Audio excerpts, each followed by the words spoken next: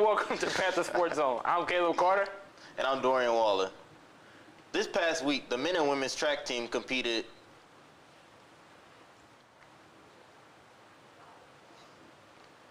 I'm sorry, ladies and gentlemen, we're having a couple of technical difficulties. This past week, the men and women's track team competed in the University of Houston Spring Break Invite and the historic TSU Relays. At the UH Invite, several Lady Panthers earned top 3 placements in their respective events. Teammates Ashaj Harris and Morgan E. Nukes took 2nd and 3rd in the 200-meter dash. As Jordan Deadweiler and Jasmine Gray placed similarly in the 400-meter hurdles. 800-meter specialist Dinah Murphy finished 2nd with a time of 2 minutes and 12 seconds, by far the fastest time run this season in the SWAC. In field events, freshman Savoria Anderson placed 2nd in the triple jump with a leap of 11.95 meters, and sophomore Aaliyah Beecham secured 2nd place in the javelin throw. At the 70th edition of the TSU Relays, the Panthers continued with their impressive performances. In his first 400 of the outdoor season, junior Christian Derrick left the field in his wake, taking home gold in the event with a time of 48 seconds. Twin sisters Sydney and Shelby DeVeritz finished within seconds of each other in the 800-meter run, both placing in the top 3. Distance supervisor Jamal Wotes moved down to the 800-meter, where he impressed with a time of 1 minute 56 seconds, good enough for 4th overall. The men and women's 4x4 teams both took home 1st place as they ran the fastest times of any team early into the season. The Panthers will be back in action this Friday and Saturday, March 25th and 26th, as they get set to host the 88th annual Prairie View Relays.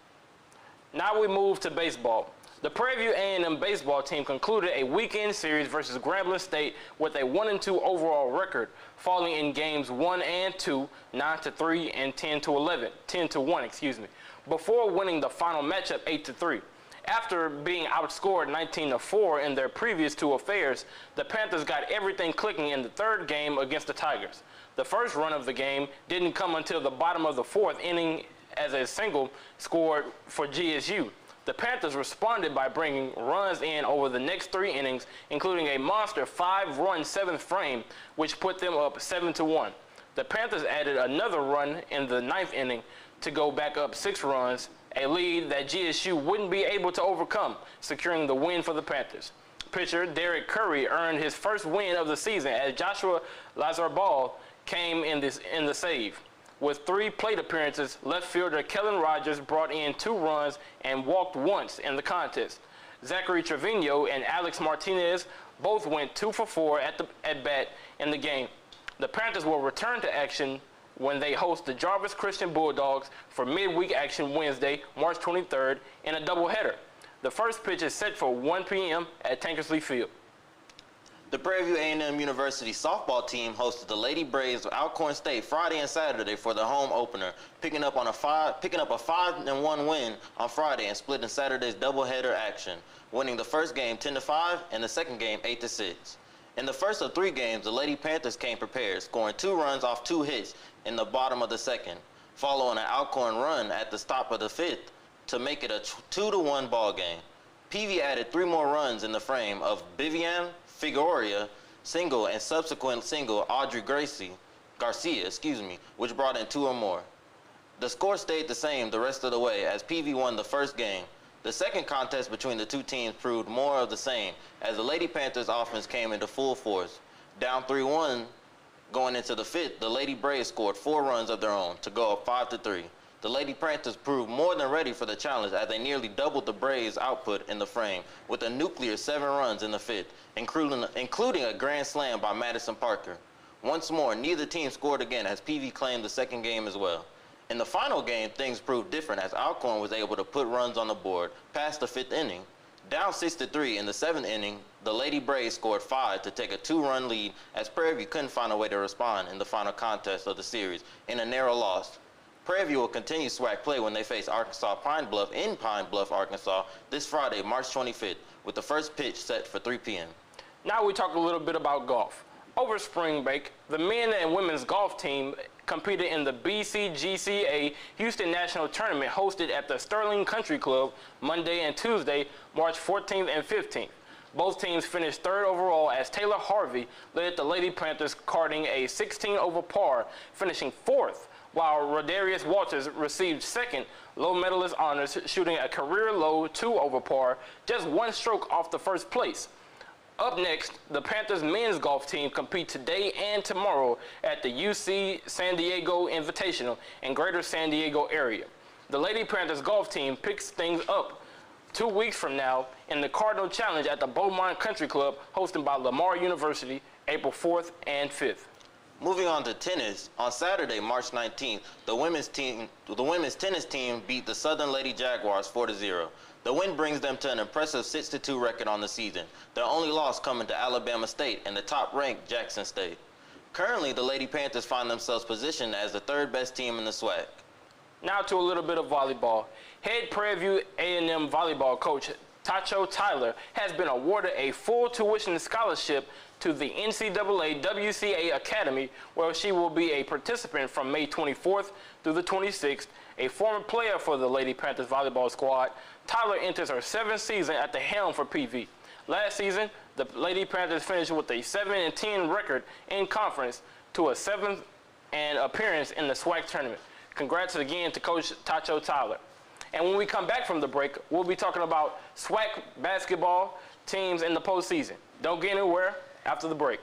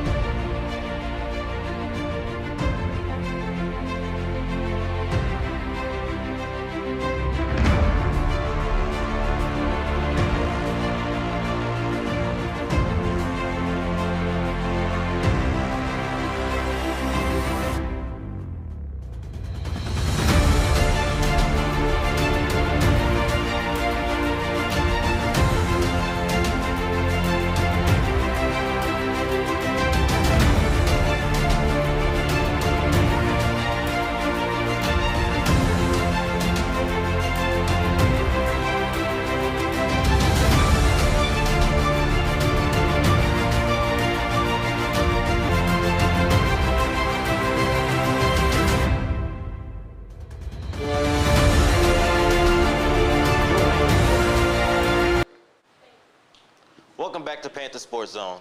Moving on to SWAC basketball. Mississippi Valley State University alumni and program legend George Ivory has been announced as the 12th head men's basketball coach in the school's history. Ivory previously served as head coach at Arkansas Pine Bluff, where he led the Golden Lions for 13 seasons. Prior to UAPB's, Ivory was an assistant at Mississippi Valley, where he graduated from in 1988. Prior to being an assistant coach, Ivory played ball for Mississippi Valley State in a starring role for the Delta Devils. Over the course of his 4-year career, he was selected as a Freshman of the Year, First Team All-SWAC, SWAC Tournament MVP, and Player of the Year. A basketball legend in the Delta, he remains as the program's leader in assists, steals, and minutes played. Continuing with SWAC basketball. After a historic season for the Lady Tigers of Jackson State, their season unfortunately came to an end when they faced the number 3 seed LSU in the opening round of the NCAA tournament, falling 77 to 83. A tech issue to head coach Tamika Reed sparked a turnaround by the Lady Tigers and defending SWAC tournament champs in the second half, outscoring LSU 30-16 in the third quarter. Down by 17 with 8:44 to play in the third quarter, Jackson State outscored LSU for the remainder of the period to take a 58-57 lead at the end of the period. Up 74-64 with less than 5 minutes left in the game, JSU was outscored 19-3 as LSU retook the lead and advanced to the round of 32 with the close win. Maya Crump led the way for the Lady Tigers, scoring 21 points and 5 rebounds as running mate Amaisha Williams-Holiday had a double-double of 15 points and 12 rebounds. Continuing on with basketball, for the 6th time since 2014, the Texas Southern Tigers found themselves in the NCAA tournament as a 16th seed after facing in-state competition, and fellow 16th seed Texas A&M Corpus Christi in the first 4. Following a decisive 76-67 win over the Islanders, the Tigers found themselves in the unavailable task of taking down the top-seeded Kansas Jayhawks. Unfortunately, a big first half by the Kansas Jayhawks marked the beginning of the end for Texas Southern basketball season with a final score of 83-56. To begin the game, it was TSU who scored the opening bucket, but the Jayhawks answered back with a 7-0 spurt over the opening minutes. Down 7-12 with 15:46 remaining in the first half, Kansas used a 17-5 run to increase their lead, up by as much as 28 to the end of the opening period. After the break in play, the Tigers scored twice as much as they did in the second half with 37 points, but the Jayhawks continued to control the game with the 3-ball, not allowing TSU to get within 20 points of them, punching their ticket to the next round. John Walker III scored 13 points and blocked 4 shots, while starting guard Bryson Gresham chipped in with 9. Senior Carl Nicholas added 7 points alongside 9 rebounds. TSU closed out the season with a 19-13 record, which marked its most wins in a season since head coach Johnny Jones first took over in 2018. Every year, we're seeing more and more HBCUs in postseason basketball. So, Caleb, I wanted to ask you, what do you make of this trend? You know, we're seeing a lot of more teams from the SWAC, and not really just the SWAC, HBCUs across the country in the postseason. Right. I mean, like you say, it's encouraging to see because, you know, we see TSU and Jackson State in the tournament. We see Howard from the MEAC in the tournament. So it's encouraging to see that because we know with HBCUs, it's not a matter of talent because we have the talent. We have we have the skill to compete with these other teams, but it's a matter of publicity. So when we see these teams on that big stage when it comes to March Madness, it's pretty encouraging to see. I agree. So I really think, you know, I think kind of you're right about the talent. I think it's more publicity, and I know the NCAA tried to, you know, for say get HBCUs more out there with their coaches versus racism tournament they had earlier this season. But I think more and more real larger than life talent is going to start, you know, approaching HBCUs. You know, they see the postseason success that some of these teams are having. You know, I'd like to talk about 5-star Mikey Williams. You know, he has made a lot of noise in the high school area, and he's actually talked about coming to HBCU. You know, he mentioned Prairie View, he mentioned Texas Southern, he even mentioned Norfolk State, who was also in the tournament as a 16th seed against Baylor. So I just think, you know, I think more so in going ahead in the future, I think we can see HBCUs coming maybe as a 15, 14 seed, hopefully in the future. Right, and honestly, you're on to something with that because we see with, you talk about Mikey Williams, you know, having interest in coming to HBCUs. We see that Shaq's son, Shakir, has attended TSU because we see that TSU has made it to the tournament, I want to say 6 out of 7 years. Yeah. So that getting a name out there is going to bring those high-profile names into the basketball teams. But Dorian, I kind of want to throw a thought out there, and I want you to tell me how you feel about it. All right.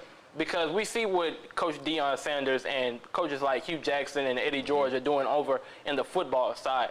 But I would think that when we talk about March Madness, I would think that a berth to the tournament and more so a win in the tournament would mean more for HBCUs when it comes to, you know, getting a name out there than even say what Coach Deion Sanders is doing at Jackson. So how would you feel about that? I would say wins are always important, you know. I feel like for there to be more, you know, more concern, more publicity for these teams, they would have to, like, get a big-time win. You know, if, let's say Norfolk actually beat Baylor, that would be big time for the program. You know, Texas Southern is a really dominant program, and that's why they, you know, get more talent to come to their school because they, like you said, 6 out of the last 7 years, they're always dominating. Even back when I was a child and I was going to the Texas Southern Prairie View games, you know, they were always the it school, the it basketball school.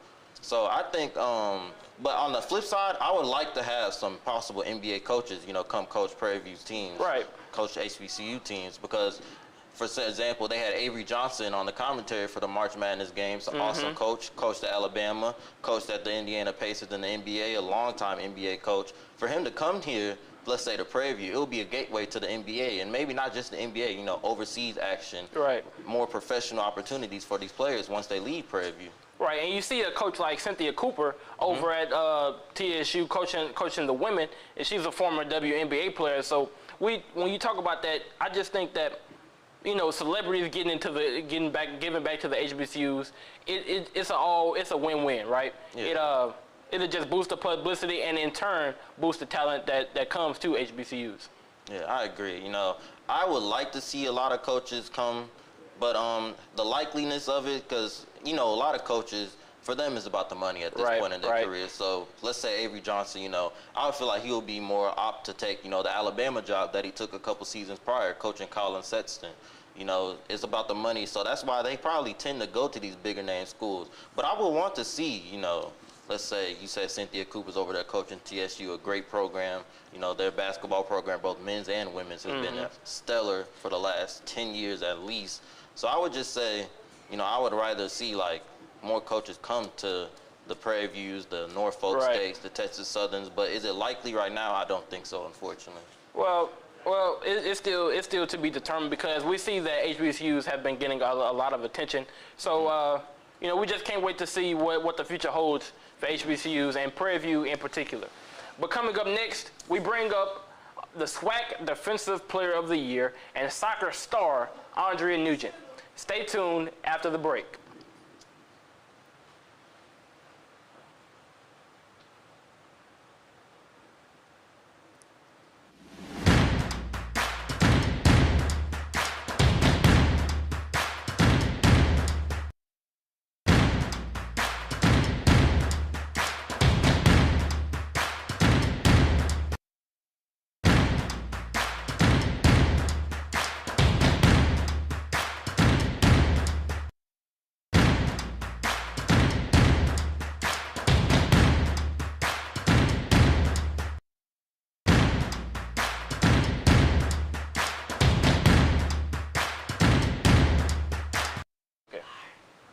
And welcome back to Panther Sports Zone. Joining us today, we have defender for the Prairie View soccer team, Andrea Nugent. Andrea, how you doing today? I'm doing good. How are you? I'm doing great. I'm doing great. Thank you for coming out today. No problem. I just wanted to say my last name is Nugent. Nugent? Yes, sir. You said get it right, brother. It's okay. So I wanted to start off with asking, how long have you been playing soccer? I've been playing soccer since I was 12. I grew up watching my sister play, and that just made me want to play. But I have always played up a couple years, so I played with like 15 and 16-year-olds. So you was always elite above your class, huh? I mean, that's what helped me get my whole physicality going, and yeah. Okay, that's great. Right, and we talk about being elite and above your class. I mean, I'm just reading these numbers here. I mean, you've done it all. I mean, you've 5-time Defender of the Week in the SWAC, preseason Defender of the Year, and you've won the SWAC Defensive Player of the Year. I mean, just outstanding awards. So, what do you think is responsible for that type of defensive prowess? I just think a lot of it comes with like having a leadership role, because obviously I'm, not obviously, but I'm captain on the team. So for me, being like motivating and setting an example on the field is a big thing for me. And I just want to like help the girls get to where they want to be and help myself get to where I want to be. Right, and when you talk about, you know, being captain of the team, because that's a big responsibility. You got some players under you looking to you for their leadership, and you talked about it, you know, being that role model, so to speak. But how has the reception been from your teammates? Right, how have they received you as the captain? How have they embraced you? I mean, I'm sure they see it, like they not see it, but they understand. Right. They're comfortable letting me lead them in a way that, because we always have our coaches, you know, they don't know the inside what's going on in the team. Right. And so I just hope they're comfortable telling me anything they want to tell me and things like of that nature. Right, right. So being the captain comes with a big responsibility, both on and off the field. So as far as your on-field play, has there been a performance that has stand out to you? Besides the obvious, the championship game, you know, that's the answer everybody would say. But mine would have to be the first game of the season, because that's when you have all the jitters and you want to get out there, and we've been waiting like all summer to do this. But we lost against Lafayette, but it was still a good game. Like, we played together, we just went out there and had a blast. That's good to hear. So what makes that game particularly stand out for you about personal play? Did you have a great game, or is there something you wanted to improve on that game that you improved on later in the season? I mean, it wasn't more so of me. It was more so of a team, like what we did as a team. Like, we worked all summer to have that bond on and off the field. So it was good just seeing them go on the field and practice everything that we went through, and it just went play by play, piece by piece. Like it was just perfect. I mean, it was unfortunate that we did end up losing, but I still think it was a good game for us. Right. So you talked about it a little bit, the SWAC championship, and we talked about this off camera, how you're a junior now. Mm-hmm. This being your third year here, and you've won the SWAC championship 2 out of those 3 years. So how does that feel? You know, you've basically been the house of champions with the soccer field. Well, when I came in my freshman year, I wasn't like sure about like if they won championships or not. So I wasn't really aware that they didn't win the championship. Right. So it meant a whole lot more to them than it did to me, but it still meant a lot to me to help them get to that point. But it felt great. Like it hit me the day after we won the championship. Like I just woke up like a SWAC championship. But when we got the rings, that's when it really set in. Yeah. Now I want to talk about that SWAC championship game because, man, I remember I heard that crowd roaring, and I just knew the soccer team had come out on top. So take me back to that moment when we saw your teammate kick in that winning penalty kick. Okay, so actually we was watching the PKs. All that goes through your mind is, like, some people don't even watch. Like on our team, they don't watch. They just pray. Like they just look up. Right. But that's something I do. I pray. But it's like it's really a scary moment. Like it's 50-50. It's 50-50 the whole game. But at that point, like you're just locked in on the goalkeeper and the player. But after we won, seeing the crowd come on the field, like our supporters, they love us so much. They're so good to us. But it's a good feeling for sure. It's like breathtaking. Like it's a really good feeling. Right. So we know soccer is now in its off season. So what have you and your teammates been doing to prepare for the next season? We do a lot of mental work and tactical work on the field, but a lot of people think that it's just us practicing on the field. Like we do a lot of special topics, and we see sports psychologists. Like we get our bond together off the field so we can have a better outcome in the game on the field. And I think that our coach incorporating that was a really smart idea. She's a good coach for that. So you would say your bond with your teammates is really strong at this point? Yeah, we have a good bond. So when you say y'all have a good bond, do y'all like go hanging out after practice? You know, I know some teams like to go hit up the bowling alley after practice. Is there fun things that you like to do? I mean, we don't hang out as a team. More, I mean, because we do spend a lot of time with each other, like on the field, at practice. We spend every day with each other. So in weights, but there are times where we do get together and we'll probably go like to eat or something. Now, when we talk about being close with teammates, right? I mean, you say that you may not, you know, hang out, do extracurriculars with the rest of the team, but I do notice that your sister plays with you. So how is that, you know, being competitive with each other on the field? Well, at practice, it's always a blast. Cause it's either I'm going up against her or somebody else is going up against her. So I'm always I'm like sitting there coaching her. But when we go up against each other, like everybody is like, oh, like there go the sisters. Right. But I've been playing with my sister since I've started playing. Like we've always played with each other and we've always played next to each other. So it's a good experience for both of us because she teaches me things I don't know, and I can probably teach her things that she doesn't know, and we're always talking to each other. Right. So I want to go back to talking about next season, right? Because I noticed that you guys have a lot of seniors and a lot of graduate students leaving the team. So how will it be, you know, stepping into that leadership role? I mean, you're already a captain, but you know, replacing those players' shoes. It's definitely hard to replace their shoes. JoJo, Quinn, because they were good mentors, good leaders. I did look up to them a lot these past 3 years, actually. And I was actually sad that they was leaving. All the seniors, I've developed really strong connections and lifelong friendships with these girls.